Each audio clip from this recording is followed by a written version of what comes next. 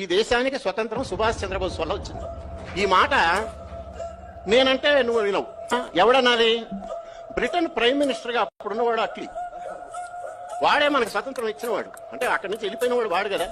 నువ్వు ఎందుకు ఇచ్చావు, అసలు ఏమైంది కదా అని ఆయన 4 ఏళ్ల తర్వాత 1955లో అనుకుంటా ఆయన కలకత్తా వచ్చినప్పుడు గవర్నర్గా ఉన్న ఫణిభూషణ్ చక్రవర్తిని ఉన్నాడు. ఆయన పట్ల కలకత్తా హైకోర్టుకి చీఫ్ జస్టిస్. ఈయన పోయి అడిగాడు, అయ్యా మీరు స్వతంత్రం ఎందుకు ఇచ్చారు, ఎందుకు వెళ్ళారని. అంటే చాలా ఉన్నాయి. ముఖ్యంగా ఈ సైన్యంలో తిరుగుబాటు వచ్చింది. ఆజాద్ హింద్ ఫౌజ్ యాక్టివిటీస్ మేము భయపడిపోయాం. ఇక మేము ఉండలేని పరిస్థితి వచ్చింది. అందుకని వెళ్ళిపోవాల్సింది. ప్రధానంగా Subhash Chandrabose active and INA Indian National Army activities వల్ల.